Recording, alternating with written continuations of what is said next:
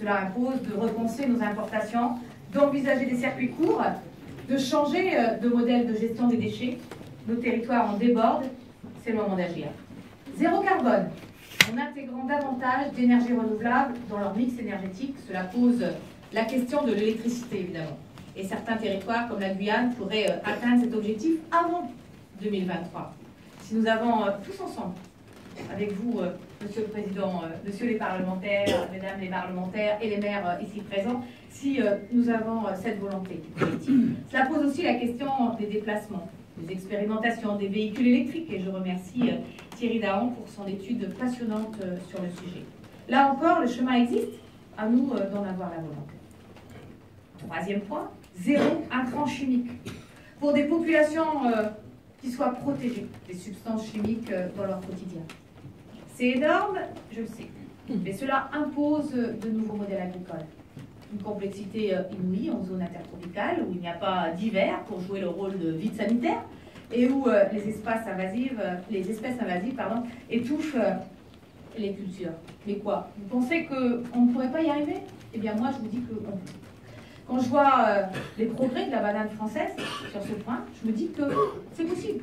Alors ayons cette ambition du zéro intrant chimique. Zéro exclusion pour des sociétés inclusives en luttant contre toute forme de discrimination et d'inégalité. Mais aussi parce que zéro déchet, zéro carbone, zéro intrant chimique impose de la main-d'œuvre. Cela impose un nouveau modèle de société.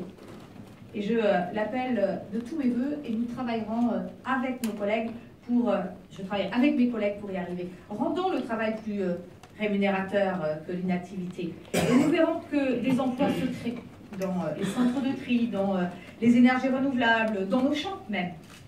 La réforme des exonérations des charges sociales que j'ai menées, des charges patronales, pardon, que j'ai menées, va effectivement dans ce sens. Et enfin, et vous allez trouver ça une évidence, le zéro vulnérabilité, car je souhaite que nos outre-mer soient des territoires résilients face aux changements climatiques et aux risques naturels qui ont besoin. Alors, trajectoire outre-mer 5.0, c'est pas une lubie d'Annick Girardin, c'est pas un nouvel outil, c'est pas une nouvelle annonce après les assises, le livre bleu, le grand débat. Non, la trajectoire 5.0, c'est la déclinaison opérationnelle du livre bleu. C'est notre vision pour les outre-mer. La trajectoire Outre-mer 5.0, c'est l'organisation visible et pragmatique des travaux des Assises des Outre-mer. La trajectoire Outre-mer 5.0, c'est permettre à la fois de répondre aux besoins urgents et préparer, parce que c'est notre devoir, l'avenir avec la transition écologique. La trajectoire 5.0, c'est aussi un moyen de réaffirmer les priorités politiques du président de la République et du gouvernement pour les Outre-mer. Nous allons construire ensemble. J'espère que vous serez tous à mes côtés. Nous allons le porter ensemble, nous allons le faire vivre ensemble. Nos dispositifs d'accompagnement vont s'orienter exclusivement vers ces objectifs. Car ce que nous voulons, c'est une transformation en profondeur. Car au fond, trajectoire Outre-mer 5.0, c'est l'opportunité de faire de nos territoires les territoires exemplaires dont nous rêvons tous depuis longtemps, développer et qui seront en mesure de savoir montrer à l'ensemble des autres États insulaires ce qu'on peut faire, nous, en France. Je veux que nos territoires soient vus comme des territoires de conquête, je l'ai dit dans le livre bleu, des territoires pionniers. Voilà, vous l'aurez compris, plus que des vœux.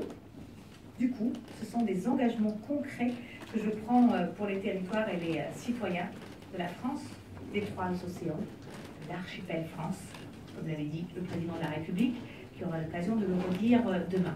Je sais pouvoir compter sur votre mobilisation. J'ai été un peu longue, mais je ne partirai pas sans prendre le temps de vous souhaiter à tous, à toutes, une excellente année 2019 au service des territoires d'outre-mer, au service de nos concitoyens. Je vous remercie et je vous demande également de patienter encore quelques petites minutes parce que Muriel Pénicaud, qui est à mes côtés, va aussi vous dire quelques mots. Je voudrais vraiment la remercier d'être à mes côtés. C'est important.